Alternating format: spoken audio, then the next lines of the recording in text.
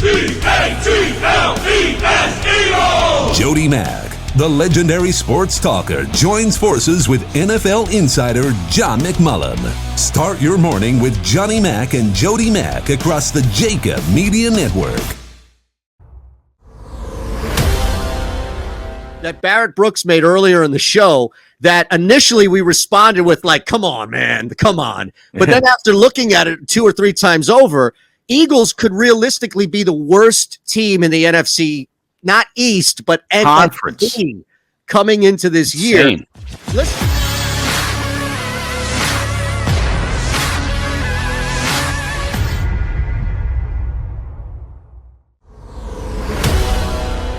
Overtime, courtesy of Book It Sports, each and every day on phillyvoice.com/the middle. Jason Martinez in the house on a Tuesday. The Philly Godfather in the house. We got the 5 screens going here. This is a major production. And look, you guys jump in, correct me if I'm wrong, change it wherever you want to go. But I feel like the easiest conversation the 5 of us can have right now that incorporates everything that we all talk about collectively and individually would be looking at futures for the NFC East, specifically for the NFC East. And here's a statement, PGF, that Barrett Brooks made earlier in the show that initially we responded with like, come on, man, come on. But then after looking at it 2 or 3 times over, Eagles could realistically be the worst team in the NFC, not East, but Conference coming into this year. Let's just look at the futures for the NFC East specifically. And the Birds aren't even at the bottom of the division, as crazy as that sounds, as you still have, I'm trying to pull it back. Giants in Washington. Giants in Washington, I think. Yeah. So I think that's more star power than anything, just from the organization being as good as they've been. For close to 15 years, the Eagles have been right there as far as being one of the destinations for free agents. Just from, when even when Chip was here, 2 years he won 10 double-digit games. Just won a Super Bowl 3.5 years ago. So I think it's just a name brand that's put them in a position right now that they're where they're overvalued. Yeah. That's exactly what they're overvalued. Mm-hmm. That's great right there, Harry. It's overvalued. Their name is giving them that overvalue. Well, they may not be overvalued on the market. And that's where I think we can look at this. And let's lay that out. Based off Barrett's point about name recognition, let's combine that with odds. The Cowboys are clear favorites at plus 105. So you can make the argument, I guess, right, PGF, that you're getting positive money right now. Why not? And then it's Washington at plus 300. Then you have the Giants and Eagles, and I'm depending on the book, of course, each at plus 450.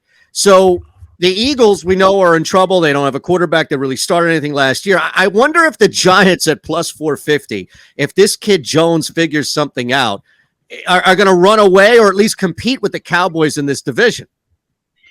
I think they can compete. I think it's a three-way race. I really like this Washington football team. If they can secure their offensive line a little bit, I think they were ranked 22nd last year in protecting the quarterback. That defense is going to win you games. And all the quarterback has to do is not turn the ball over. And I don't know how good Haneke is, and we saw how Fitz can play, man. I mean, as old as he is, he's a very smart quarterback. He won't turn the ball over. And you just got to be a game manager with this type of defense. People don't realize this is going to be one of the best defense we've probably seen in the last 5 to 7 years. That's how good this Washington football team is. Yep. But again, they got to secure their offensive line, and if they can do that, I mean, whether it's Fitz or their backup, who actually had the highest QB rating in the playoffs against the Tampa Bay Buccaneers last year, he played better than Aaron Rodgers and Drew Brees, than Mahomes against a Buccaneers defense that was playing lights out. So I think both those quarterbacks can play. And just don't turn the ball over. The team that wins the turnover battle will win the game 80% of the time and cover the spread almost 80% of the time. So with this type of defense, Washington's dangerous at 3-1. I look at it, man. That's the way I look at it. Defensively, and when I talk about the Eagles, I'm talking from the defensive standpoint. They have one corner, and they have right now one safety in the secondary. They don't have a linebacker. They have a one linebacker, but do you see him as a starter? I love him, but I don't see him as a starter. What's our guy's name? That's on the show all Singleton? the time. Singleton. Yeah, Alex Singleton. Yeah. Alex Singleton is the only guy that I can see at that linebacker position that can make, be a starter.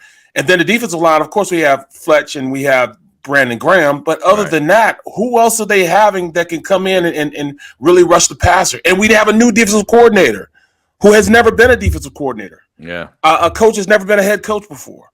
I mean, it's like hard for me to ticket to put money on the Eagles, right? It's hard. I mean, if you look at the odds to make the playoffs, the Giants and the Eagles have the same exact odds. You can let it know at minus 335. The Cowboys are like at minus 170 to make the playoffs, while the Eagles and Giants are at minus 335 not to make the playoffs. And the Washington football team is only at minus 200 to not make the playoffs. So if you look at the odds to win the division, they're a little different than the odds to make the playoffs. It show just the odds to make the playoffs show how good this Washington football team defense is, because they're ranked better than the Eagles and the Giants to make the playoffs. They picked up some quality players on the Giants side of the ball. Also, Kyle Rudolph, he can control the middle of the field. Just that alone, and the fact that Saquon Barkley being back is the measuring rod on what that team is going to do. You have to keep that extra defender in the box. You have to, which opens up the passing lane.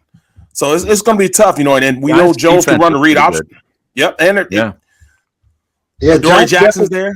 Yep. Giants are going to be tough, but there's also a correlation. If you look at the teams the last 10 years with the best pass rushes, they're usually a team that make the playoffs. So, a lot football team. Teams that get to the quarterback get deep, into the season and usually get to the playoffs. And I mean, I don't know. I just wish they end up getting a better quarterback, but it is what it is. No Steph tonight. Have you any eyes on the Sixers game? No, I haven't been contract on NBA. I'm hoping Embiid wins the MVP. We took my plus 500. Yeah. Now that LeBron got hurt, it's got a shot. He leaves the NBA to the college kids. Well, look, I mean, you got Jokic. The return is not terrible. I feel like at this point it would take LeBron or Embiid coming back and putting like 4 or 5, 35, 40 plus point games. It seems like Jokic with the inside track, and I wonder.